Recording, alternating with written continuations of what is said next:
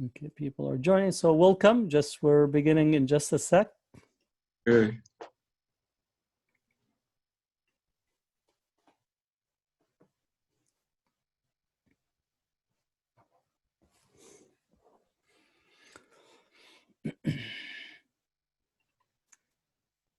Welcome, everyone. Just give us a couple of seconds. We're broadcasting on Facebook Live, and in just a second, it will begin.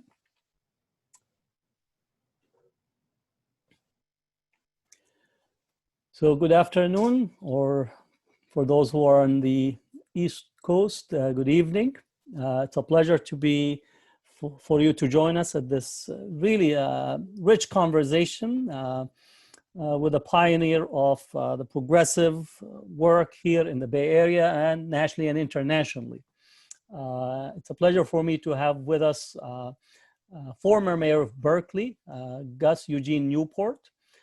From his early days as a civil rights activist in the East Coast during Malcolm X period to his current role as a community economic development consultant, Gus Newport has always been a champion of the people, helping to frame the nature of grassroots community organizing to benefit the underserved.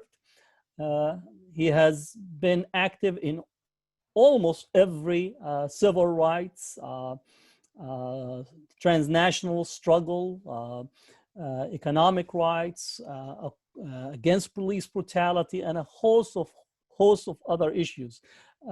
Gus also, for those who don't know, has been engaged in community development. When he was director of the Dudley Street Neighborhood Initiative project in Boston, where he managed to transform the area as well as empower people to own their own neighborhood, to have access to their own homes, to bring affordable homes and transformation as we think about the gentrification that continue to be the only focal point of development, which essentially undoing neighborhoods and undoing community and undoing what we think about building a society and a community that includes everyone. So it's really a pleasure to have Gus with us today, and as both the former mayor but continue to be active, recently joined us in the rally that we had in Oakland on police brutality. So welcome, and let me begin with the first question, Gus, if you don't mind. In one of the interviews, you said my grandmother grew up in the Jim Crow South. One day after picking cotton, she came to school late and the teacher slapped her. She walked out and never went back. We speak today about the conditions that we are seeing in our society and our community. Can you reflect back about your own childhood, your school, where you grew up, and your relationship to your grandmother, as well as the community that raised you? It takes a village to raise a child. So definitely you're a child of a community that resisted and struggled from the earliest period. Thank you, Dr. Hatem, and thank you for inviting me to participate. I was born in Rochester, New York, in 1935. Jim Crow was in existence there. My grandmother, who moved her family to a young age, first to Pittsburgh, where she had cousins, to ride away from the Jim Crow South. She did not. Her mother was a slave and was blinded by the plantation boss. But coming to Rochester, my grandmother, even though she had no education, she became an avid reader, even though she walked out of school in fourth grade and never went back. And she participated in all kinds of neighborhood activities, church activities. Even though we were in the far north, still our neighborhoods were very gentrified and all the kinds of problems. But a lot of young white teachers would move into our neighborhood because it was affordable housing.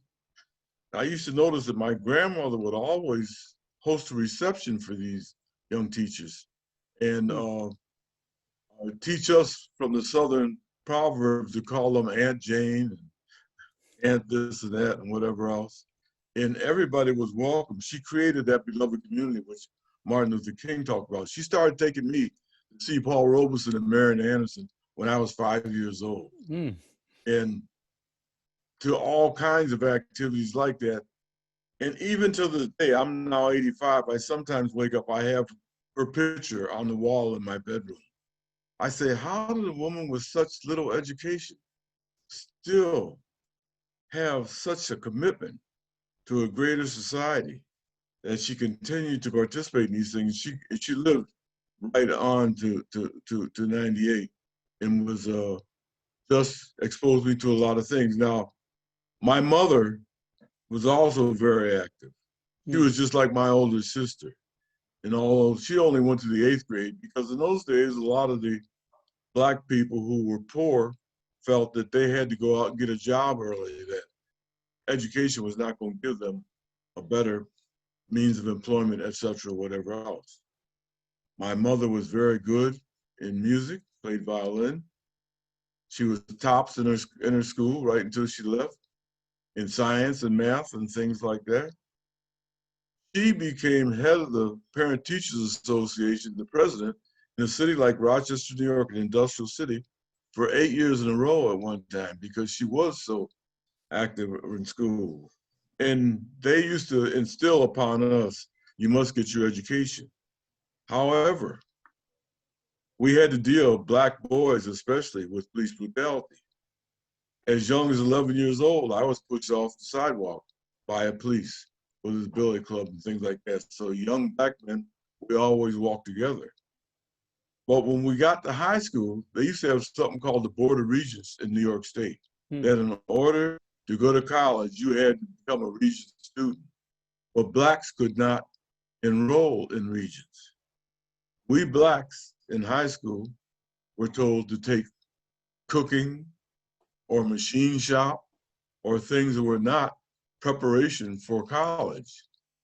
I, however, took Latin, geometry and trigonometry, physics, etc., some other things.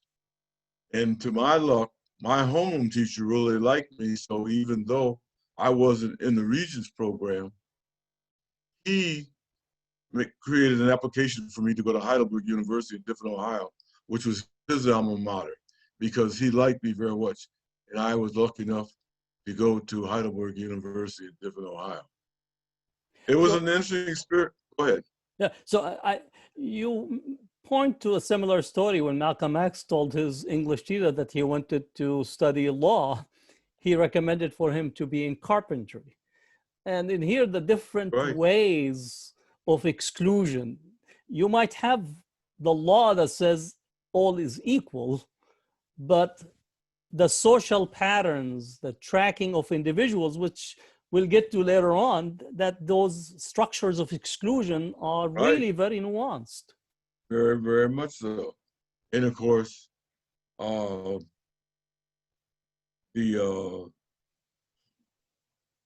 law that outruled Plessy versus Ferguson was passed in 1954 when I graduated from high school. So, and of course, it wasn't implemented until this day. Sure. Most people don't know. The Constitution of the United States does not say an education is a constitutional right.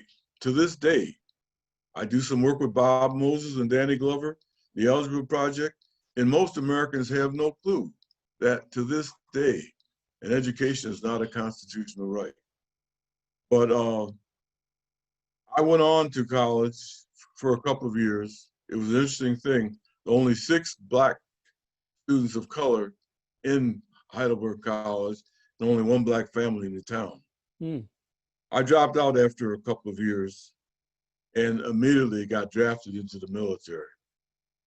And when I got my notice late because I hadn't gone to check my mail, and they took us to Buffalo, New York to have a physical. And we thought they were gonna give us a physical, then we go back home and they give us notification. We go, they gave us a physical and put us right on a train to Louisville, Kentucky. And we got to Louisville. A military bus picked us up, took us to the bus station in Louisville. That would an Army bus would pick us up to take us to Fort Knox. And I sat down at a lunch counter with 19 white guys from Brooklyn. And the waitress gave everybody a menu but me. And I said, what is it? She said, I'm sorry, but you can't eat here. And she pointed to a sign that said, black colored restaurant only. And the other white guy said, wait a minute, we've been drafted to fight for this country. We're all together. She said, I don't give a damn. This black boy can't eat here. And later on that evening, while waiting for a bus, found out there was a black bathroom only and a black water drinking fountain only and all this. And I said, my God, here you are. Welcome to America. So I went through basic training and whatever else.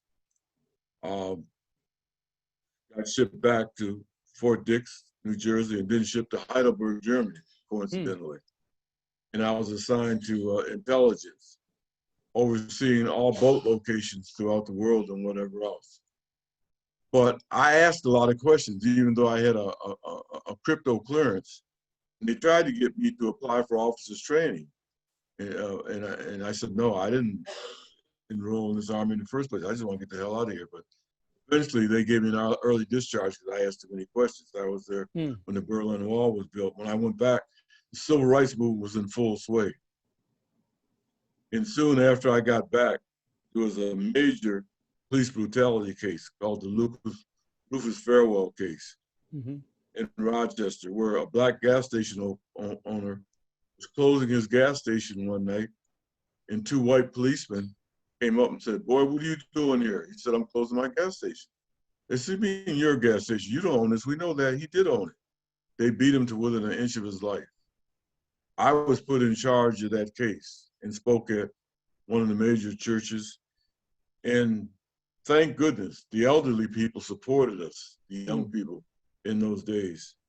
We took that case all the way to the federal court. It was the first civil rights violation case won in a federal court in the United States. I was then put on the Police Review Commission in Rochester, which was the second one.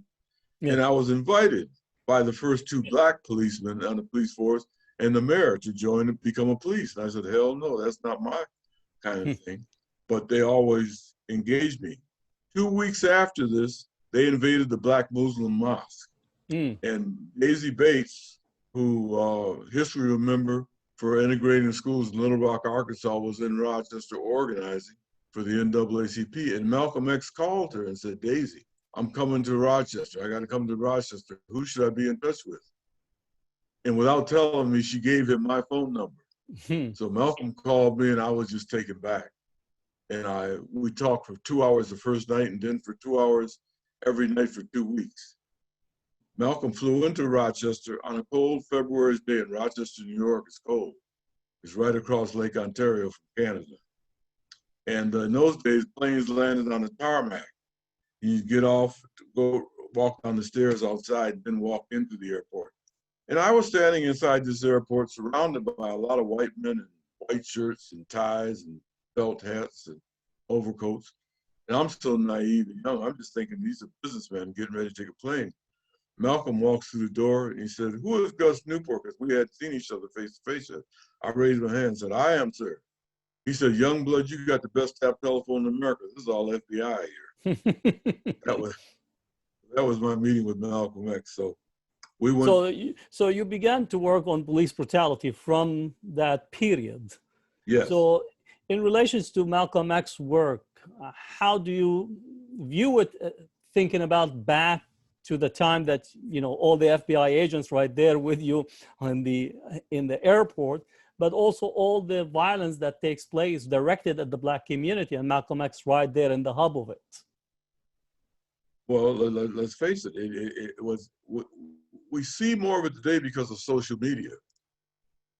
But I remember when I came back from the military, I looked at the yearbooks and whatever else, and 50% of the Black young men that I went to high school with were either dead or in prison.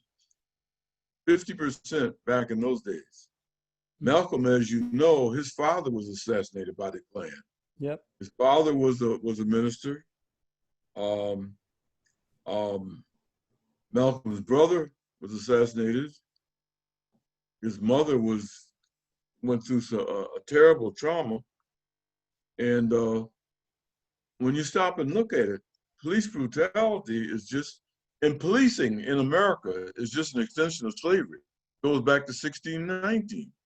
I mean, we have to understand that when the so-called dregs of British society came over here escaping the British monarch, they claimed to be coming here to find a democracy. But of course, once they got here, they created an apartheid situation for the Native Americans.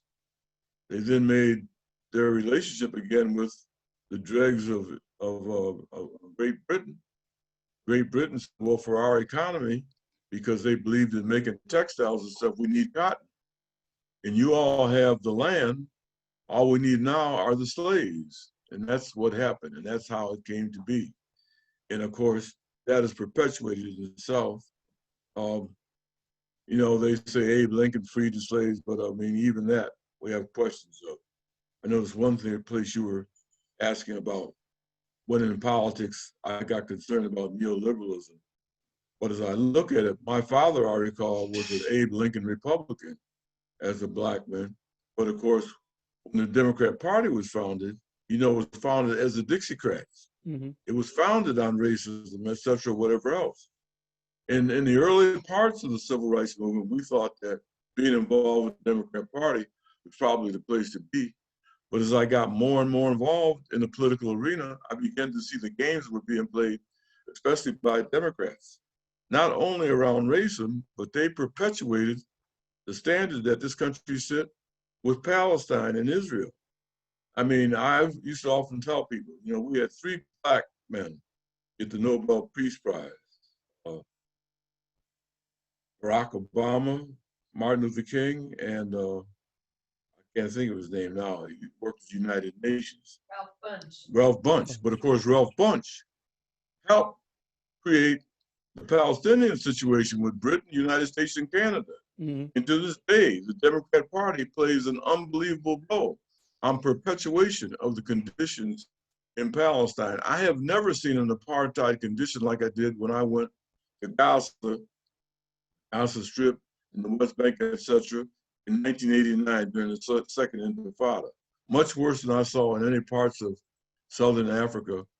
I saw and other kinds of things. And the fact is, the Democrat Party still absolutely perpetuates the conditions, including Obama, who gave $38 billion to Israel a few months before he left office, etc., whatever else. So I just wonder, what is the condition or the analysis of the American people that we know so little about the role that our country in the party that's supposed to be the most liberal plays, etc., and whatever else, and how we now, I mean, and so Trump just builds on this, talking about, you know, anybody who's Muslims or whatever else can't travel here, can't do these things or whatever else, the role of immigration, put a border up at the a wall up at the border of Mexico, et cetera, whatever else, and all these kinds of things.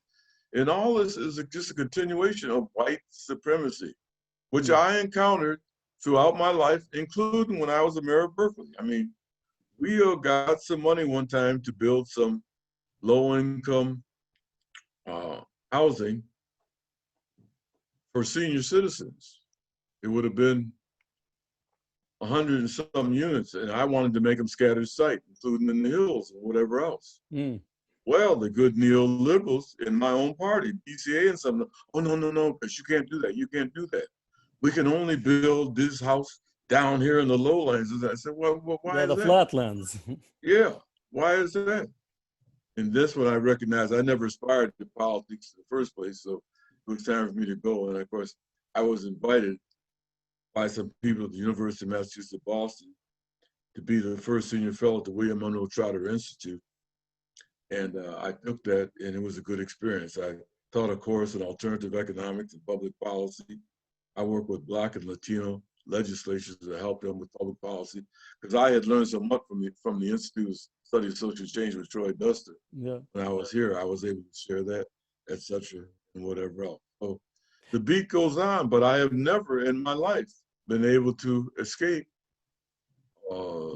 white supremacy, police brutality, the conditions that keep people separate, and that is the reason why I, even in my political arena, I got involved. We put a measure on the ballot, Measure E, when I was mayor, that said if that measure passed, and that measure was created by Palestinian and Jewish students who were at the University of California, Berkeley, and then we worked with them. If that measure passed, that I, as the mayor of Berkeley, would write a letter to the president and the Secretary of State that no more federal tax dollars should go towards development in Israel, the banks or whatever. But of course, you know, the Zionists poured in millions of dollars to defeat that. It was defeated, but it got picked up by other cities, Cambridge, Massachusetts, Ann Arbor, Michigan, and other places who eventually passed that. But we still haven't changed the conditions as to how we relate to Israel-Palestine. Let's maybe go a little bit back. How did you get to Berkeley, and how did you get to run to become a mayor of Berkeley? You have a story about that. Going back to my days in Rochester, when Malcolm came in, after they had arrested 8 of the Black Muslims, we got them out of jail. And then we went, and Malcolm spoke at a nonprofit organization called Maiden Street Settlement. Malcolm engaged with mainly Black people, said, look, we're all Black, so let's forget our differences. Because a lot of the Christian ministers didn't want to have anything to do with Malcolm, as well as the NAACP and the Urban League. But Malcolm made it so clear about what we're all victims of that people began coming around. The very next day, the New York State legislature passed a law that Malcolm X could not be allowed to speak in any nonprofit organization or government finance organization. Within one day, they passed that law. So what happened, Malcolm came back several times. I couldn't keep a job in Rochester, so I ended up moving to New York. I went to work for IBM and RUAC. But that was a blessed thing because I became mentored by Malcolm X and Adam Clayton Powell at that time. History is not truly recorded in the United States, it's mainly propaganda. There's nobody who's written about Malcolm and talk about we were going to run Malcolm for the Congress, for the House one time, to replace Adam Clayton Powell after Adam had to step down, things like that. But during my days in the civil rights in Rochester, I was traveling to other places to find out about economic development, job development, and things like that. And eventually, I went to work for the Department of Labor, assigned to Puerto Rico and the Virgin Islands. And my primary assignment was Ponce, the second largest city in Puerto Rico.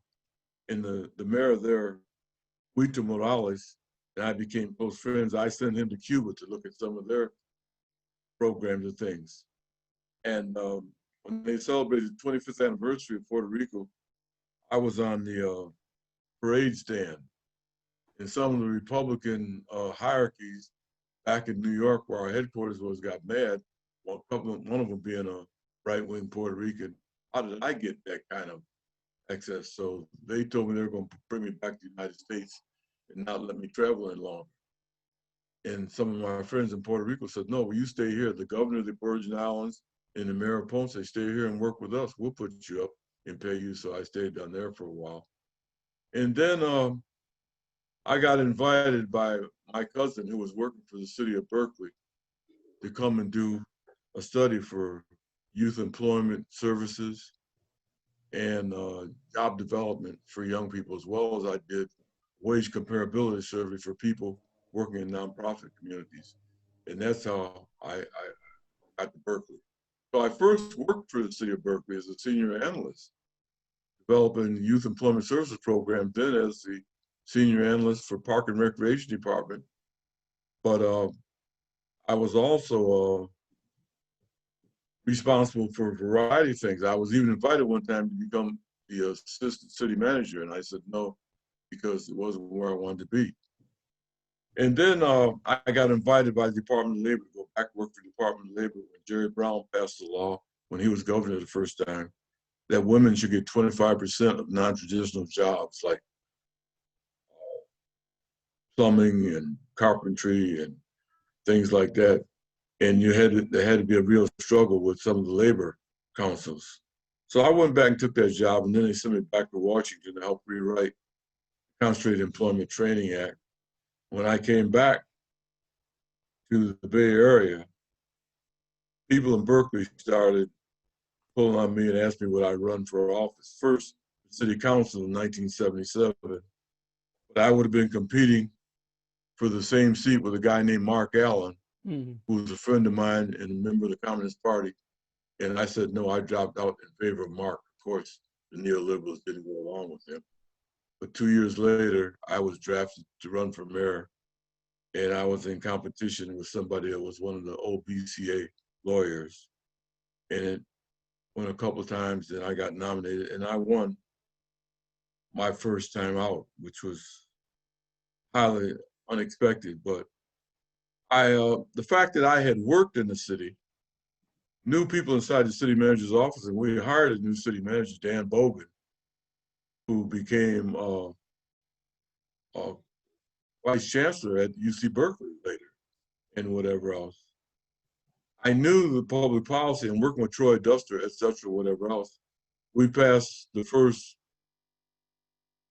our rent control went all the way to the Supreme Court. Lawrence Tribe from Harvard came to try it for us, and we won it. We decided that our rent control would be based on only 1% of CPI, because Berkeley is a high-cost city. I mean, let's face it, it's a bedroom community. You got a whole lot of people live here who work in San Francisco and Silicon Valley, et cetera. Never been sufficient student housing. When I first came here, there was a time when blacks couldn't live above, I forget the name of the street, and all kinds of things. So it was an interesting scenario, but it was a time of learning. And because of my experiences through the civil rights movement with Malcolm, et cetera, whatever else, and being with Troy Duster, et cetera, and working with people from the university. And I used to have breakfast twice a month with Mike Heyman, the chancellor. Troy set that up. And Troy would have all the people from the university host a get-together twice a month, bread and wine and discussion to assist them, because there's always been competition between the university and the city for a variety of things. The university is a city within itself. And so it was a good experience, but when I found out what neoliberalism was, et cetera, whatever else, I decided I'd never aspired to be a politician in the first place. It's time for me to go. When I got invited to go to the University of Massachusetts, Boston, be the first senior fellow to William Menlo Trotter Institute, I took it without a blink. And of course, as I was teaching the courses there on alternative economics and public policy, people from the Dudley Street Neighborhood Initiative started coming down, monitoring my classes. Then I was invited to come out and spend my weekends there. And it was love at first sight. They were aspiring to fight, to take an area that was downtrodden and fix it up. There was a lot of vacant lot where poor people could aspire to a stable home, et cetera, and whatever else. And so it was brought to my attention, and even before, that there was a statute under Massachusetts laws that nonprofit organization could win the powers of eminent domain over certain areas of land if they could create a master plan that was acceptable to the city government. And so we applied for that. And at the same time, the director of public policy got Northwestern to do a study on redlining and gentrification and found out that it had been being practiced for 25, 50 years. And of course, that's when, at the same time, when the federal government was talking about passing the Community Reinvestment Act, and 6 nonprofits, including Dudley Street, filed a suit against the banks and said, we want several $1 million. And they said, no, we're not going to admit to that, but we'll sit down and talk with you. We spent 18 months talking with them. But eventually, they saw that the process that we were pursuing, the data that we had and everything else was so much sharper, but they've been given to some of their for-profit businesses, that they created a community development corporation for affordable housing, a community development corporation for small businesses. I was put on the board of both of them. They even tried to make me the CEO for the Community Development Corporation for Small Business, but it raised millions of dollars to create affordable housing, et cetera, whatever else. So the people in the Dudley area said, well, now that you've got this, find us the kind of process we should have that will assure us of housing. And we did a study in community land trusts, which was founded by Mahatma Gandhi to serve people who were victims of the caste system. The first community land trust in the United States happened in Southwest Georgia, whose board I ended up being on later years. And of course, John Lewis and Andy Young and others did a study on that. And then by that time, land trust thinking had moved to Israel in the kibbutz. And they went over there to find out about the financing, et cetera, and whatever else, and came back and created the land trust in Southwest Georgia. Of course, racism being what it was, the governor of Georgia started sending KKK and others to go and destroy the houses on the land trust. At this one in Southwest Georgia, there was a drought and made sure that they couldn't grow crops, et cetera, whatever else, so it went under. They filed a suit against the government years later, and when Obama was president, they won a suit of $12 million and built new community land trusts. And by that time, land trusts has become a growing entity throughout the United States, throughout various parts of the world now, for people who need affordable housing. The land trust is owned by a nonprofit corporation. The people own their own homes. And upon sale, they can gain some of what they put into it, but you try to keep it at a low price so that other low-income people can move into it. But we were able to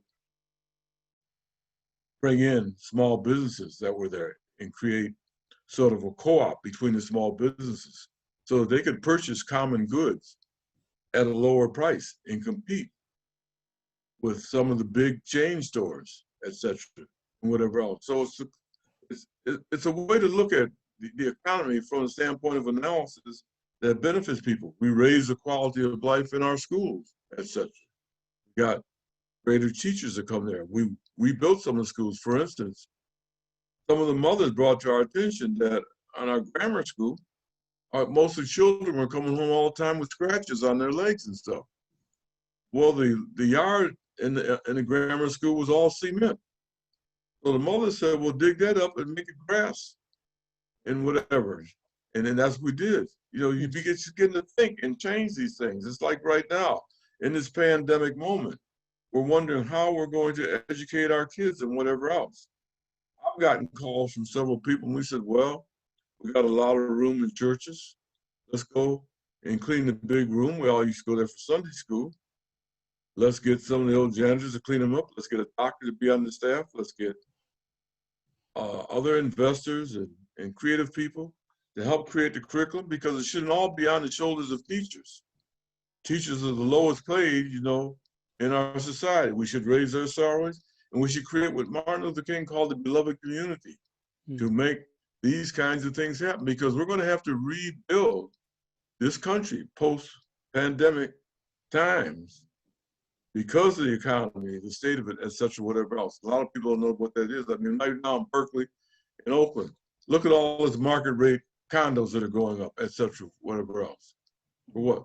Well, what about the working force? Go ahead, you had a Yeah, question. I was going to ask, the questions of the gentrification, the notion of development that thinks of building these high-end housing units that are targeted for Silicon Valley, for individuals that are really not part of the community. So what are the policy behind it, and how do we really begin to resist this whole process, which seems to be, again, touches on many of our cities are led by democratic mayors and democratic leadership, but yet they have, eaten the neoliberal privatization, corporatization structure. So where are the nods of resistance for many of us that are trying to at least stop this avalanche that's coming down?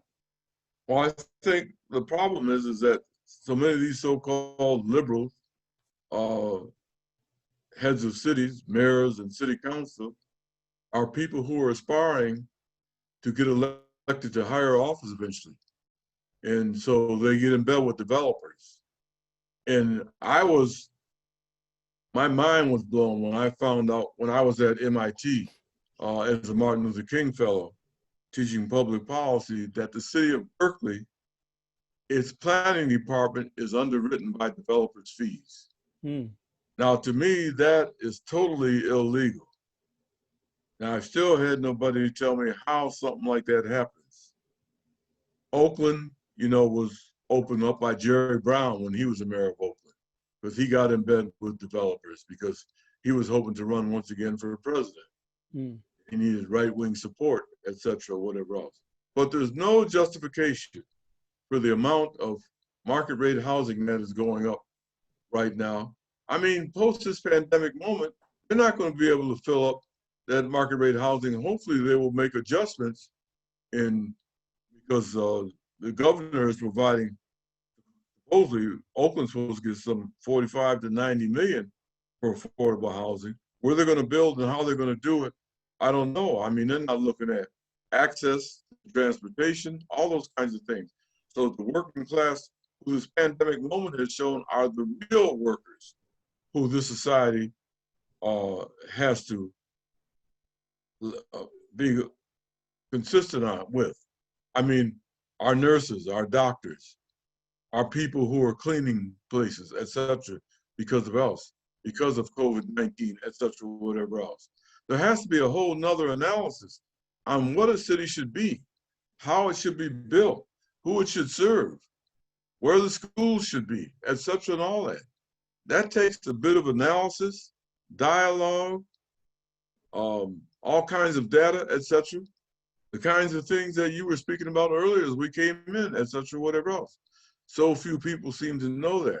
But the fact is, we've got to raise the quality of life. And that's why we've got to endorse and support these young people demonstrating in the streets now. And I am pleased that they're continuing this at the level and the length of time they have. What we're being asked is a lot of us elders to assist them to think out strategies, because of course there's going to be difficulties and misunderstandings within organizations. We had them in SNCC and SCLC and all the civil rights groups, et cetera, whatever else. But we've got to be there with them to assist them and show them that we are trying to form the beloved community that which Martin Luther King gave us as an example. Communities such as what Malcolm X built, even after Malcolm got out of the Nation of Islam, when we created the Organization of Afro-American Unity, that's what it's all about, creating neighborhoods, et cetera, and whatever else. And I just feel so grateful that I came along at the time, because when Malcolm decided to create the Organization of Afro-American Unity, he asked me to help him organize it.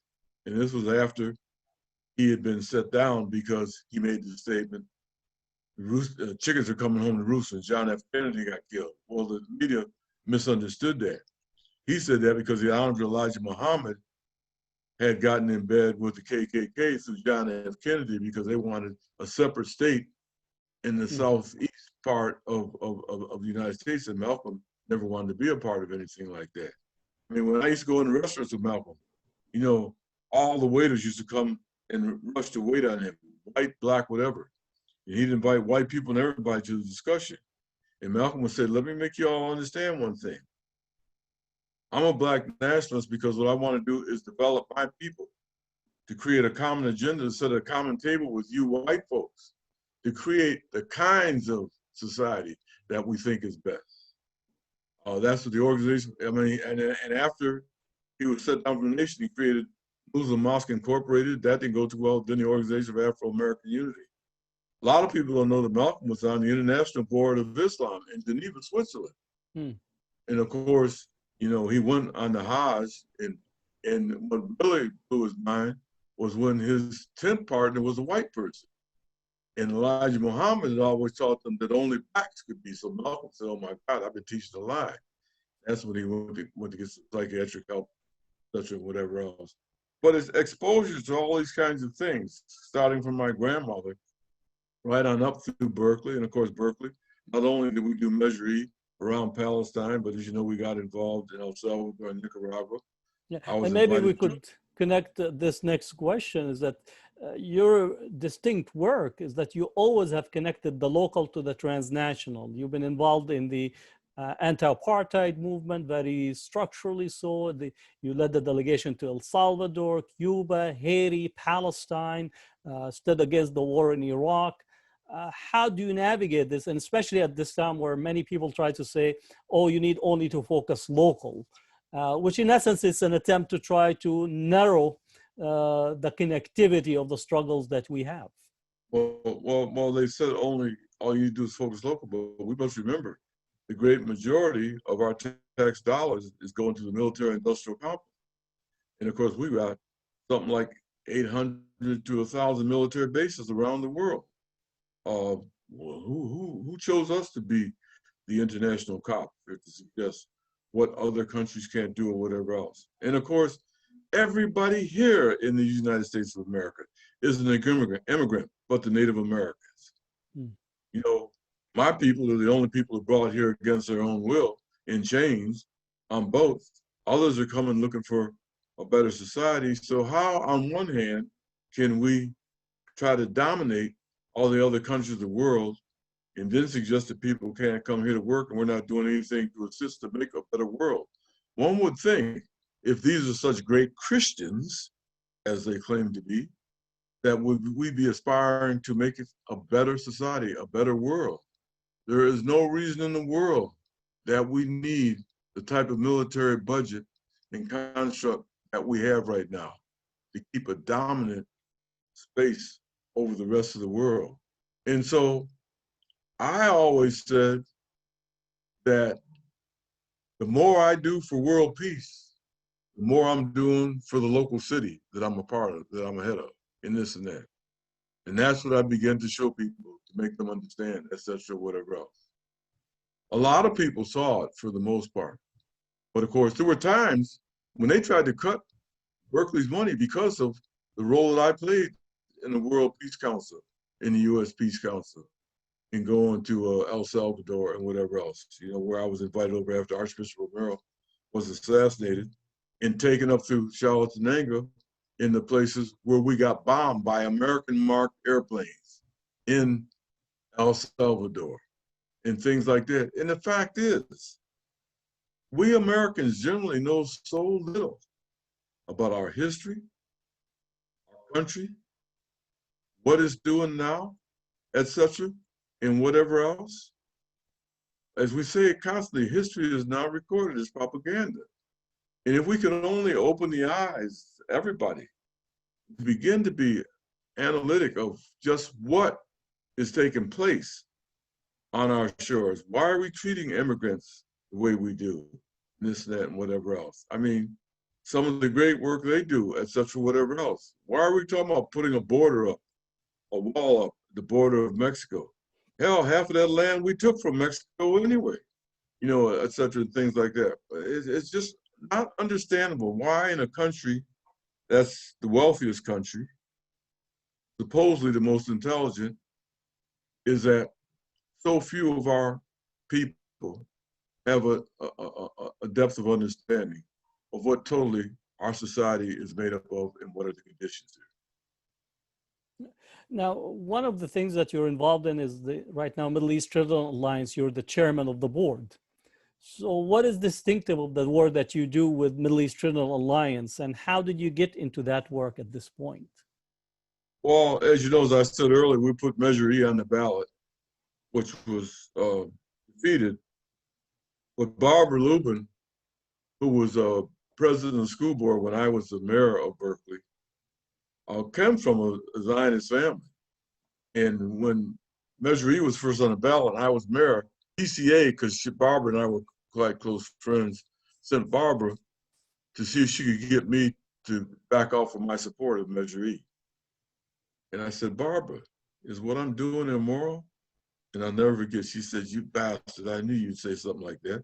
I said, well, if it is, tell me and make me turn around. So she went on, finished her term as the president of the Berkeley School Board, but she also started talking about bringing some people who used to build playgrounds and building playgrounds for Israeli and Palestinian kids so that they could learn to play with one another. And then after her term on the school board, she went over to Israel, Palestine during the first Intifada. And when she came back, when she got off the plane, she called me. I was living in Boston at the time, cussing and raging like hell. Why didn't you tell me who my people are, what they're about? I said, shit, you ought to know more about your people than I do. So she said, well, I want to start this organization called the Middle East Children's Alliance, and I want to use your name to reach out for people around the country to come on as advisors, Pete Seeger and a whole lot of other people. And I said, sure. So I started getting calls from all these people. And I said, Barbara, I'm getting calls from all over the country, but can I see that letter you're sending out? And so she sent it out. And so we created Middle East Children's Alliance. And that's when we started out first with playgrounds, but then we understood that there was need to develop drinkable water and other kinds of things. So we started raising money for all kinds of things to help upgrade the quality of life. I remember my trip to Gaza. I mean, there was a stream running right past the UN hospital full of feces with kids playing in it and stuff like that. And just some of the worst kinds of conditions. I remember going to a prison in Gaza out in the desert. And it was I had a wire mesh for a ceiling. You had to bend over to walk in that prison. It was 100 degrees out there in the desert.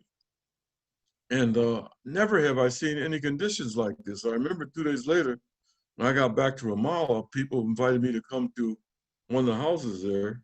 And there was a poet who had been in prison for 17 years at that prison. And he got released while I was there. And we just hugged each other. I couldn't believe it. 2 years later, he got an award in New York. And I couldn't believe it. I'm walking across the room and I didn't know who it was for. And he had on a suit. And this brother came and grabbed me and kissed me right in the lips. And it was just something. But people don't know and understand the conditions. They don't understand the conditions that I also saw in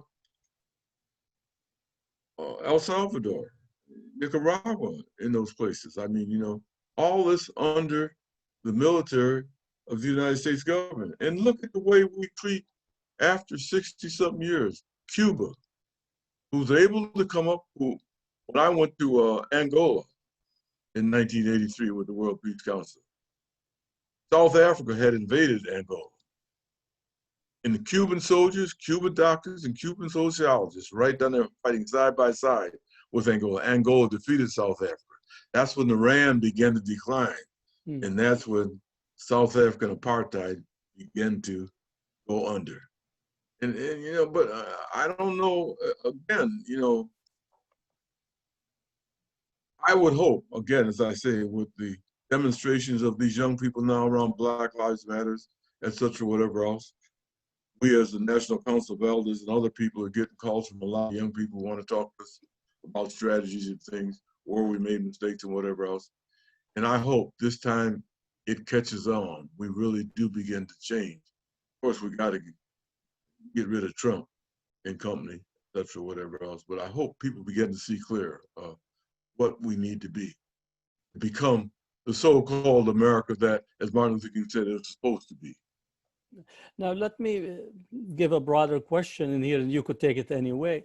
That we saw a slow move of the Democratic Party more to the right, beginning with Reagan. The Democratic Party wanted to go after Reagan Democrats, shifting deliberately and becoming really just another image of the Republican. And I know yet you supported Bernie Sanders in 2016, 2020. Read to us the struggle that is taking place nationally, both around the Democratic Party as well as this protest movement.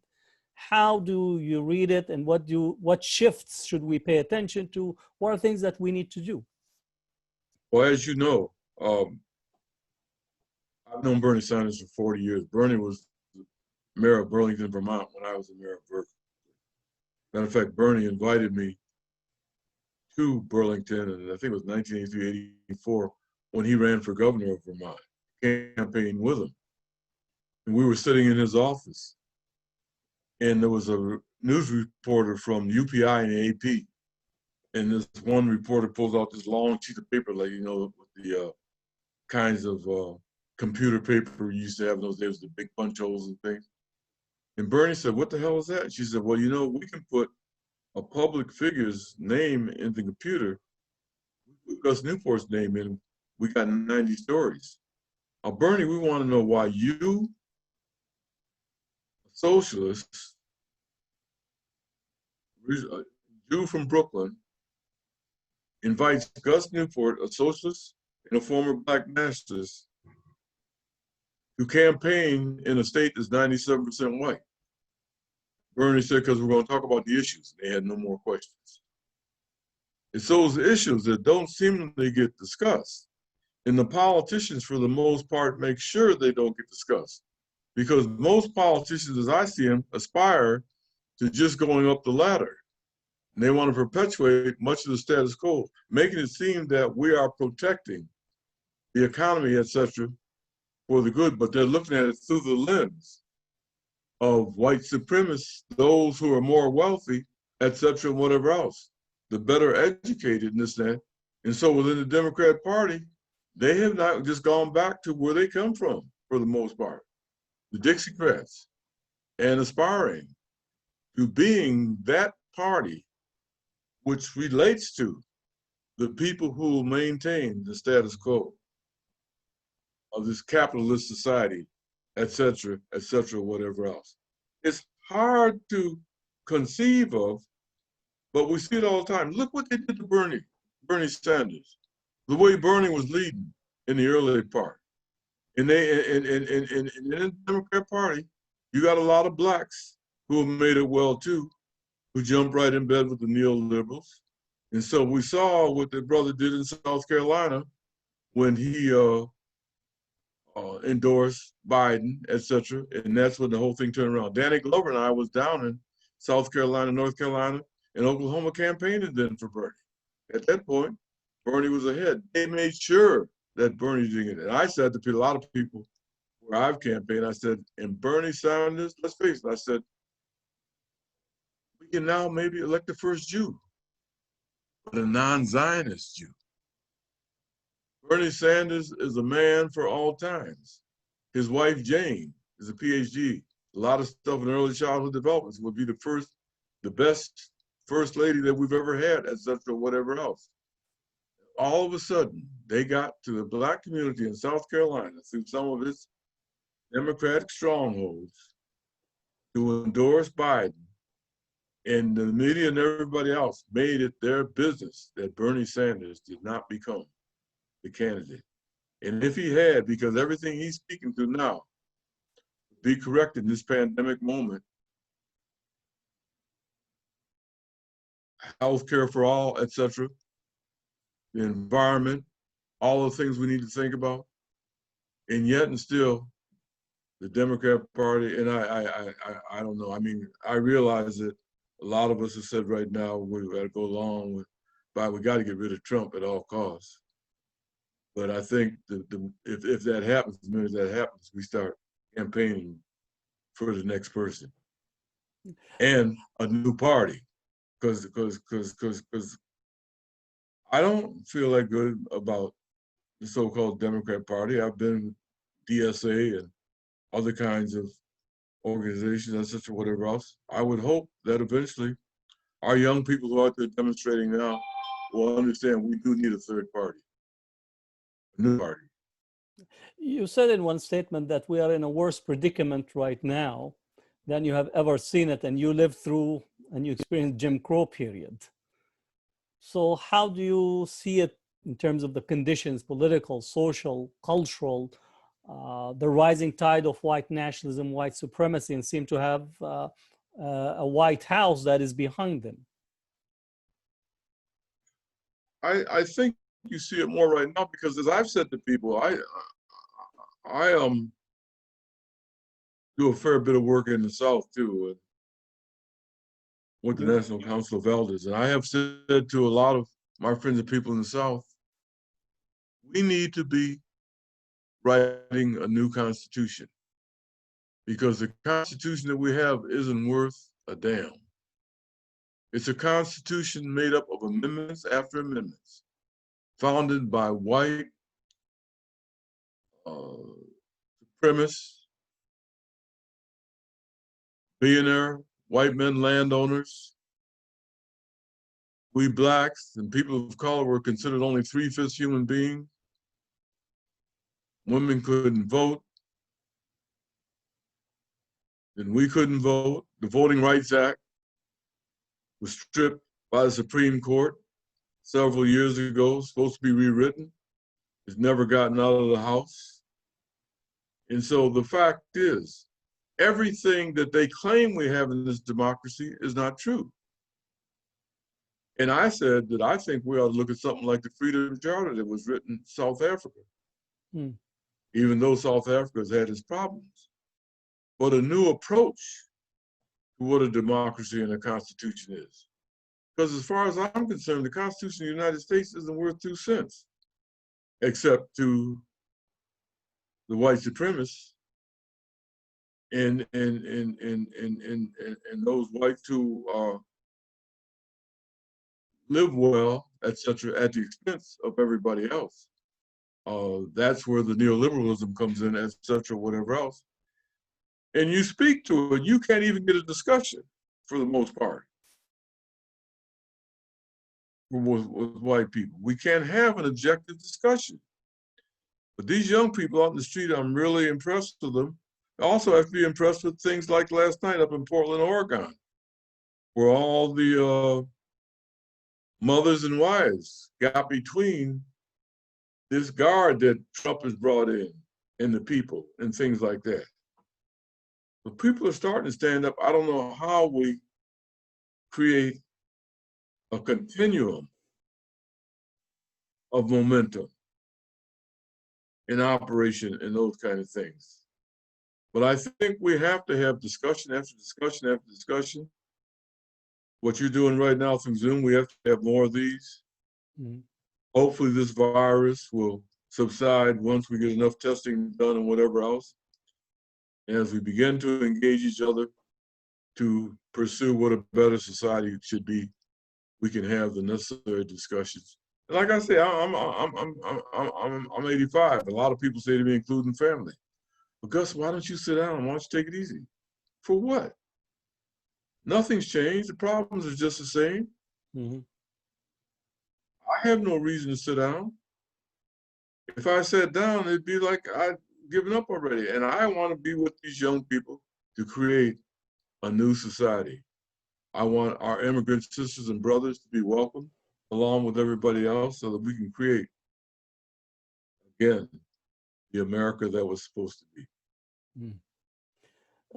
We welcome questions. If anyone from our audience have questions, I'll actually turn your microphone on to speak. I know that Steve Goldfield was with us. Let's see if Steve, I'll allow you to ask your question. Steve, go ahead. And I will unmute your, Steve, go ahead. In Gus's discussion about Berkeley, one person I think who was a big ally of his in Berkeley was Model Chirac, and also an ally. Was who? Model. Oh, yes, yes. And I know she was an ally of us in the Palestinian rights movement as well. So I wondered if you could talk a little bit about her and her influence and your work with her. Yeah, well, Mardel Sharik was one of the greatest people I ever know. She lived to be, I think it was 103, 104. Yeah. Mardel's father was a slave in Arkansas, where she came from. Malcolm Mardel only went so far in school, but when she came here, she helped create the co-op to help people get loans. She created the senior center, the one down places. When Mardel ran for city council the first time, I forget his name, the black guy, he was running and wouldn't go, but we told him that eventually we'd get Mardel. And then when Mardel ran a second time, a lot of people in BCA were against her running. I won't give some names because some of them are now some of these neoliberals who are in office, including in the state legislature and whatever else. And I made it known that if we didn't support and endorse Mardel Sharik to run for city council, that I was stepping down. Oh, no. You can't do that. You can't do that. And Mardel, you know, was there for the Palestinian situation. Mardel's husband was Jewish, but he was very progressive, etc. He died at an early age. Mardel is one of the people who come years before me that played a role like nobody in the history of the city of Berkeley has ever done before. Thank you for bringing her name up, Steve. And Ned, I see that you had a comment, so I'm going to allow you to speak. Go ahead, Ned. Hello, Gus. This is Ned, and I used to work at Portland State University. And my God, Ned Rose, yes. Yeah. And it's wonderful to hear you again and to hear your evolving analyses. You just continue to grow and get better with age, like a good bottle of wine. So thank you, Gus, for everything. Thank you, and thank you for all the support you gave when I was at the university up there.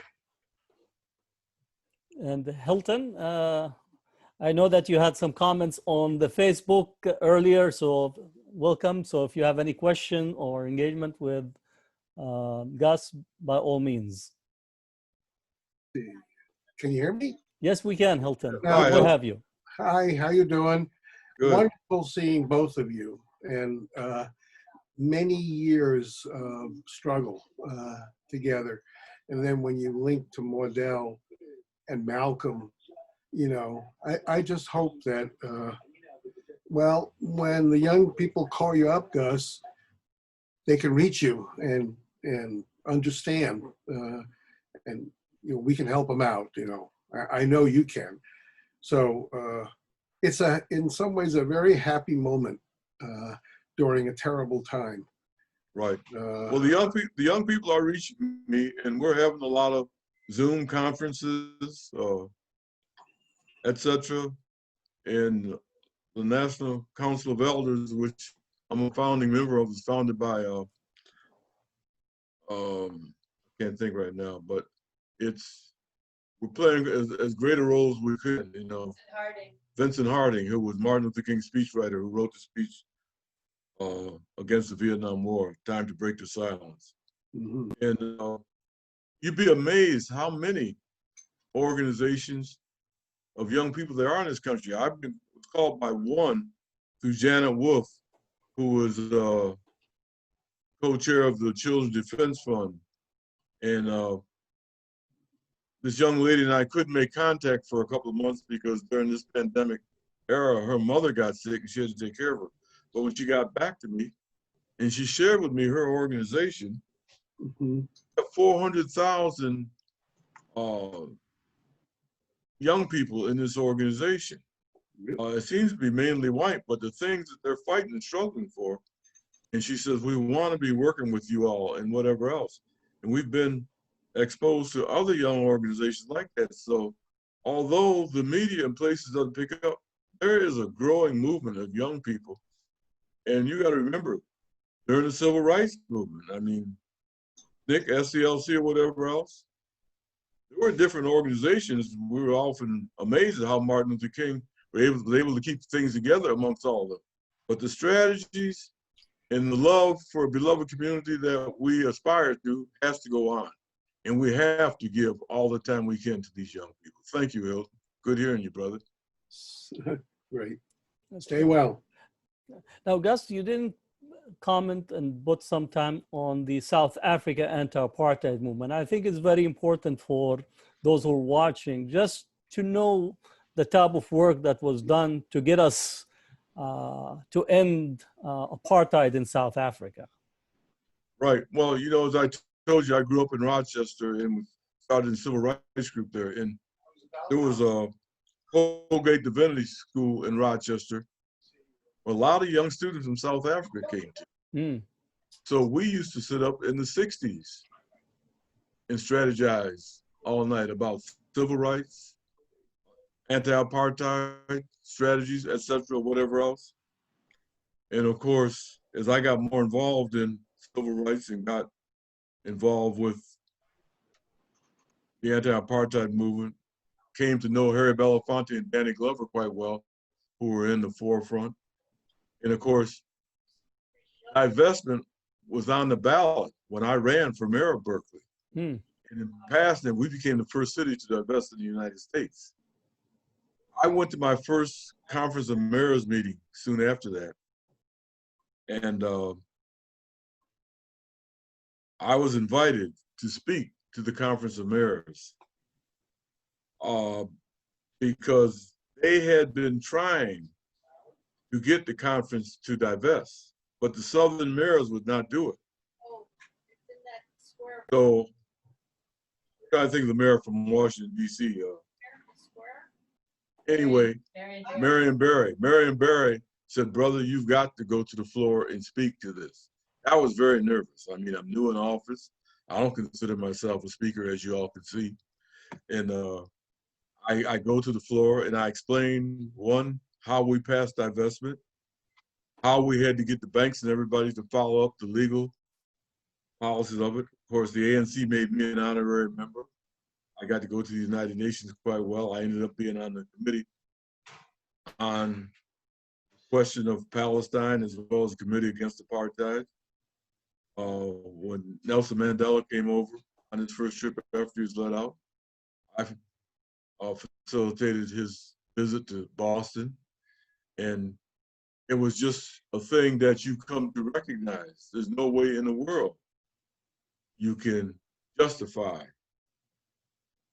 the apartheid conditions that existed in South Africa, as well as you can't justify the apartheid conditions that exist in Palestine.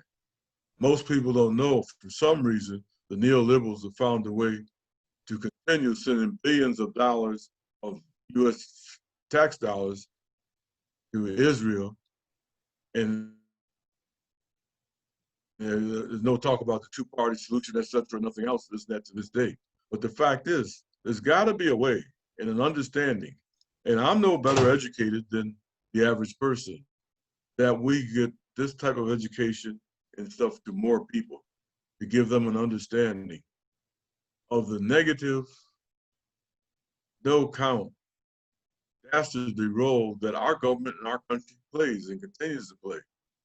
And it doesn't create a better society for our young people, their future, et cetera, whatever else. And I mean, we can't even practice correctly under what conditions during this pandemic society, et cetera, whatever else, and whatever else. I mean, the apartheid movement has to be totally destroyed. And we've got to go after it in Palestine right now, et cetera, whatever else. And I want more people to understand how terribly bad it is and what the deficit is to our own economy, et cetera, whatever else. Now, maybe we could touch that the Democratic Party platform did not want to include even the term occupation in the platform, so it's nowhere to be found there. I just saw that. Yeah, that's unbelievable. It's totally unbelievable in this day and age. But that's who they are. Yeah.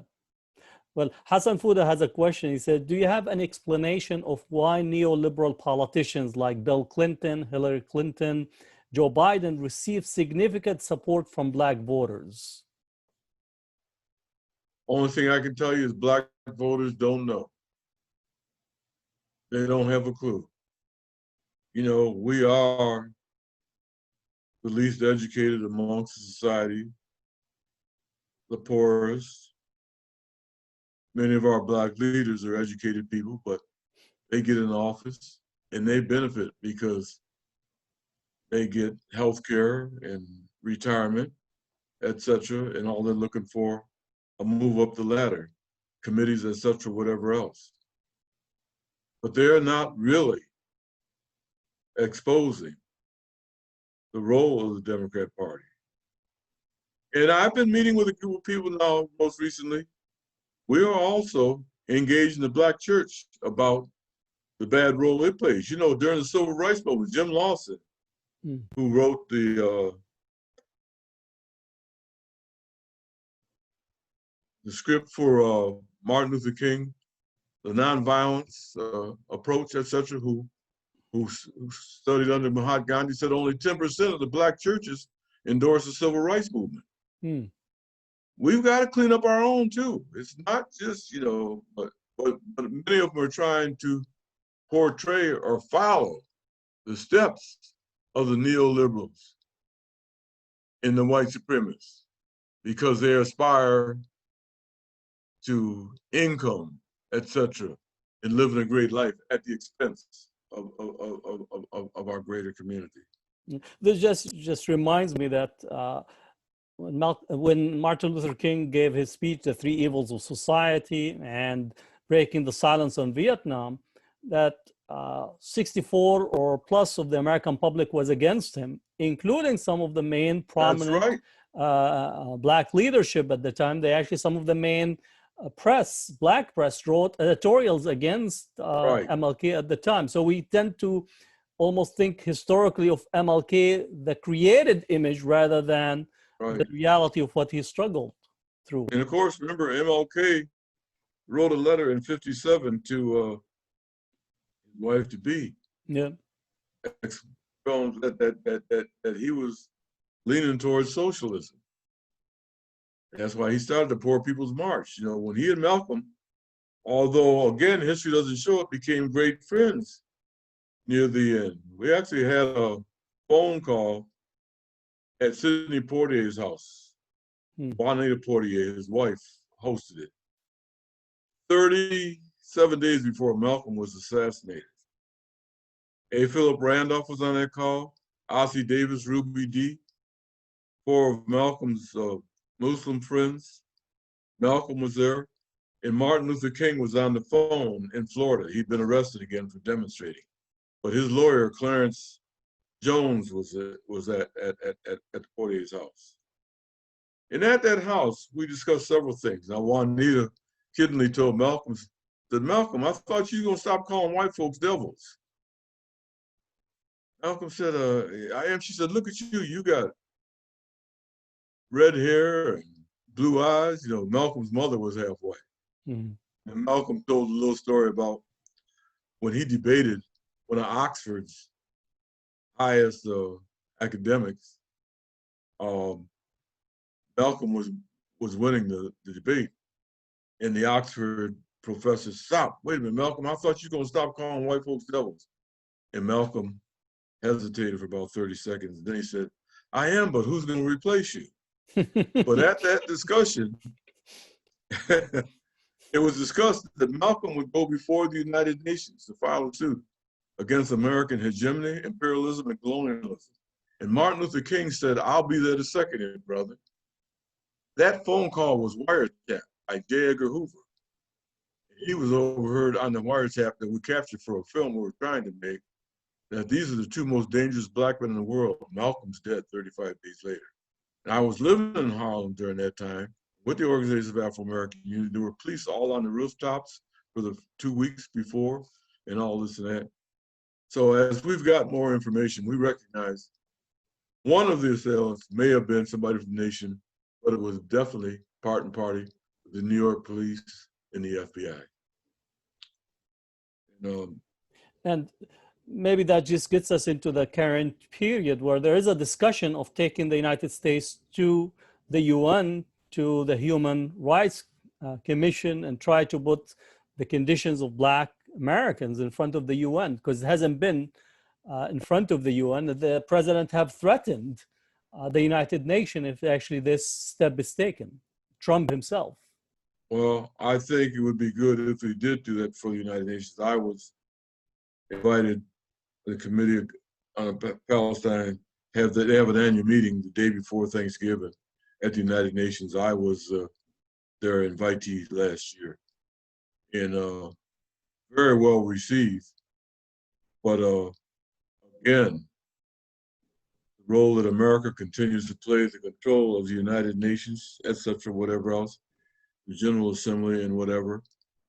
And I just wish we could begin to expose more and explain more, because like right now, who can explain what's taking place in Portland? I mean, nobody's, it's just Trump can say, send these troops in. We don't know what these troops of what. There's no insania on them. Is unidentified. None whatsoever. And they're talking about sending some into Chicago now. Mm-hmm. And technically speaking, the president can't do that unless the governor of the state says we need assistance here and there. He's violating everything. And I don't hear anything coming from the Democrat Party or other circles or whatever else. I mean, they're making some political statements because they hope this and that, but they should be standing in the streets, holding up Congress, etc., whatever else. I mean, although they don't want it, they should start another impeachment under these circumstances. Maybe we could conclude and give you an opportunity. What advice do you give the young people right now as they're in the middle of they're protesting in the streets? If you have, a few things that you would urge individuals that are engaged in this movement, defunding the police, the work on the statutes, what are advice that you give, knowing that there are people that are looking to engage the elders from a long history of struggle and resistance, both national and transnational? Well, I say to the young people, engage each other, strategize, and analyze. And as you go out on these demonstrations and whatever else, don't get caught up in any attacks or anything like that. I was sorry to hear when you and I spoke at that demonstration against police brutality, a couple of people made statements like, we're going to turn things around and we're going to be putting our knee on the chest of police and this and that. We can't get involved in that kinds of scuffle, etc., whatever else. I mean, it took me a long time to buy into nonviolence in the civil rights movement. But actually, I bought into it greater after we created the Organization of Afro-American Unity with Malcolm, who wasn't necessarily all nonviolent in getting to know King. As a matter of fact, Malcolm one time wanted us to send some troops down to Selma when they were going to do the second march to the bridge, and we would have been there with rifles and things. But the fact is, as Mahatma Gandhi says, a country that dropped the first atomic bomb will do anything to destroy its people. We can't, and it's only through love and engagement and understanding can we create the kind of society that is the kind of world that we want to be. So my first thing to young people is demonstrate from a peaceful perspective. Be strategic and analytic. Call on us, old folks, whenever you need us. Let us share with you the strategies that work for us, as well as the mistakes that we made, so you won't have to make similar mistakes. It's all about love and aspiration to a greater society where people of all colors, shades, lifestyles, etc., can live side by side, and together we shall overcome. Thank you, Gus. On that note, together we shall overcome, and with love, continued persistence, I think we will achieve the better society in the future. So I'll see you until next time, next protest, next march, next Thank you. rally. Thank you, Thank you, brother. Gus, and wish Love you you, all the brother. best, you and your family. Thanks for everyone that joined us. And please share the link with any of your friends. And thank you. All right. See you soon. See you.